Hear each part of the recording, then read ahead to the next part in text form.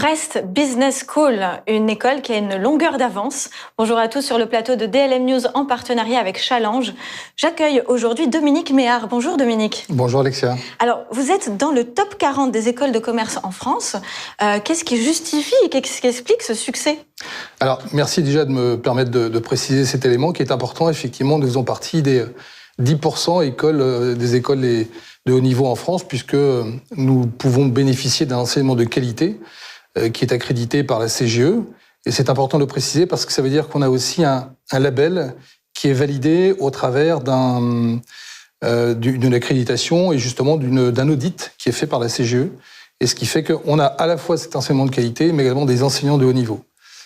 Donc voilà ce qui explique effectivement ce positionnement. Et on y attache beaucoup d'importance parce que depuis 92 que la CGE existe, nous faisons partie de façon continue de cette CGE qui garantit un bon niveau d'enseignement ou un haut niveau d'enseignement. Très bien. Alors du coup, vous avez intégré le groupe Weidong Cloud Education, n'est-ce pas, qui est en Chine. Quel avantage pour l'école ? Alors, plusieurs. D'une part, Weidong est un groupe de taille mondiale qui a plusieurs ambitions. La première ambition qu'ils ont et qui nous concerne, c'est de devenir le leader, sinon l'un des leaders mondiaux de l'éducation à distance. La deuxième chose, c'est que, je ne sais pas si vous avez regardé dans le panel de l'ensemble justement des écoles de la CGE, il y a un certain nombre d'écoles qui regardent la Chine de très près, qui soit diffusent des cours là-bas, soit directement sont présents. Et nous avons aujourd'hui environ 2000 étudiants qui suivent des cours de BBS grâce à Weidong Cloud Education.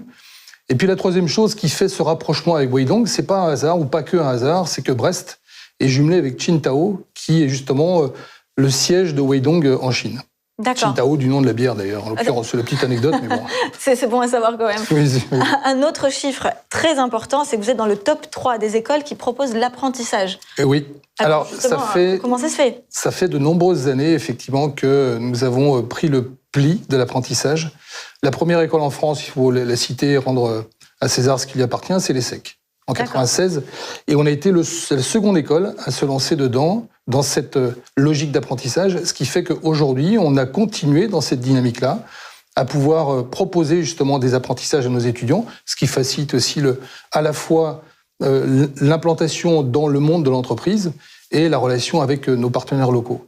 Puis il y a une deuxième chose qui est importante dans tout ça, l'une des raisons pour lesquelles ça fonctionne bien, c'est que j'ai un collaborateur qui s'occupe précisément de ce sujet-là, qui est excessivement compétent, très disponible et qui justement suit à la fois les entreprises et les étudiants lorsqu'ils sont en recherche d'apprentissage.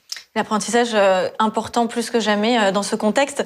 Alors, on va parler un petit peu de votre cible aujourd'hui, que ce soit en France ou à l'international. Quelle est votre cible pour BBS ? Alors, la cible, au travers de l'ensemble des formations que nous proposons, ce sont plutôt des cadres qui sont en entreprise, qui sont en activité et qui souhaitent soit développer leurs compétences pour accéder à de nouveaux niveaux de responsabilité. Alors, avec peut-être le MBA, c'est ça, vous avez un programme ? Alors, on en a 3. On a 3 masters spécialisés.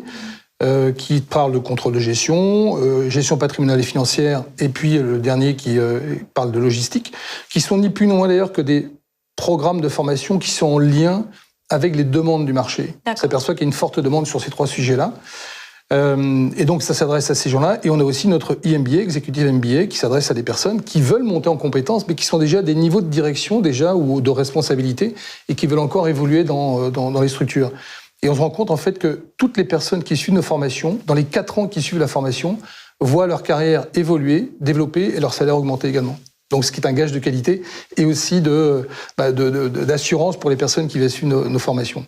On a aussi naturellement parfois des personnes qui sont en recherche d'emploi ou tout simplement en réorientation professionnelle. D'accord, donc ça c'est pour les adultes ou les entreprises. Oui. Et ensuite vous avez bien sûr le programme Bachelor, enfin, on peut rentrer... Alors on a un programme Bachelor effectivement qui s'adresse aussi à des cadres, mais enfin pas des cadres, qui s'adresse plutôt à des personnes qui sont dans des niveaux commerciaux et qui veulent prendre un premier niveau de responsabilité. D'accord. Et ce qui fait la qualité de ces programmes et ce qui distingue en fait BBS d'autres écoles certainement, c'est principalement 3 choses.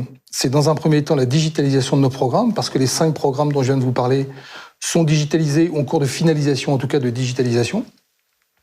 L'un des points essentiels là-dessus, c'est que, vous êtes au courant naturellement, comme tout le monde, de la crise sanitaire qui nous tombe dessus aujourd'hui, c'est qu'on a commencé dès 2018 à penser à cette digitalisation, ce qui veut dire que quand la crise sanitaire est arrivée, on ne l'a pas prévu, on ne l'a pas voulu, vous imaginez bien, mais on était prêts.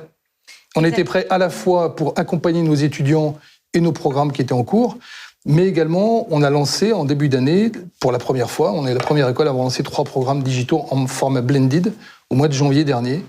Et ça a eu un bon succès puisqu'on a une trentaine d'apprenants pour une première promotion dans les 3 programmes qui a commencé à fonctionner. Donc la digitalisation vous a permis d'avoir une forme de longueur d'avance et d'être prêt pour cette Alors, crise. ça fait partie effectivement du titre que vous évoquiez tout à l'heure. On reste modeste, bien entendu, mais oui, on pense qu'on a quelque chose à jouer sur le sujet. Vous connaissez Brest ou vous ne connaissez pas Brest, qui parfois est victime d'une mauvaise réputation sur de sombres histoires météorologiques, pas très claires d'ailleurs, mais bon... la météo voilà, qui n'invite pas à aller à Brest. On y vit très bien à Brest. Sachez juste pour information qu'il vient d'avoir un classement qui vient de sortir. Brest fait partie des 3 premières villes, dans les villes moyennes en France, qui a une forte activité économique. On est dans le top 3. Et puis, plus prestigieux encore, le magazine Forbes vient d'établir une liste de 20 endroits en Europe, carrément dans toute l'Europe, pour favoriser l'installation des expatriés.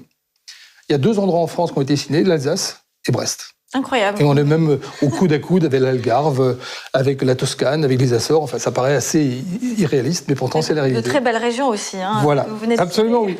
On y vit très bien chez nous, rassurez-vous. Excellent. Et comment vous imaginez, pour avoir un petit mot de la fin, comment vous prévoyez les 2-3 prochaines années à venir? Alors, c'est le 3e pilier que je voulais vous signaler. On en a parlé d'un. Le premier, c'est la digitalisation. Le second, c'est l'apprentissage. Et le dernier, effectivement, c'est en lien avec la deuxième question que vous m'avez posée, c'est l'internationalisation de nos cours et de nos formations. On ne peut pas dire le contraire. Brest est une ville très agréable à vivre. On accueille toutes les personnes qui veulent venir, mais on a pris aussi le pli, grâce à la digitalisation, d'aller porter la connaissance auprès des personnes. Et un de nos axes de développement, naturellement, c'est de pouvoir aussi le faire à l'international, dans tous les pays francophones. Et vous savez comme moi que l'Afrique est un continent qui est en forte croissance. Absolument. Puisque je crois qu'en 2050, il est prévu qu'il y ait à peu près 2 milliards d'êtres humains en Afrique, avec une grande majorité de jeunes. Et forcément, ils n'auront peut-être pas la possibilité de construire des universités à hauteur de la demande, donc il faudra accéder à l'information et à la connaissance au travers d'autres façons de faire. Et en l'occurrence, je pense qu'on sera bien placé pour ça. En tout cas, on a déjà des relations avec quelques universités en Afrique avec lesquelles ça se passe bien. Donc Brest Business School, à la fois une super école dans le top 40 en France, dans le top 3 pour l'apprentissage, et donc qui va être de plus en plus visible en Afrique et en Asie et partout dans le monde au final. Oui, et puis en France aussi, naturellement, puisqu'on a cette responsabilité de développer notre activité sur toute la France, mais sur l'ensemble des pays francophones de manière plus générale, oui. Génial. Écoutez, merci beaucoup Dominique Méhard. Merci. Merci à tous sur ce plateau de DLM News en partenariat avec Challenge. Je vous dis à très bientôt pour une nouvelle émission.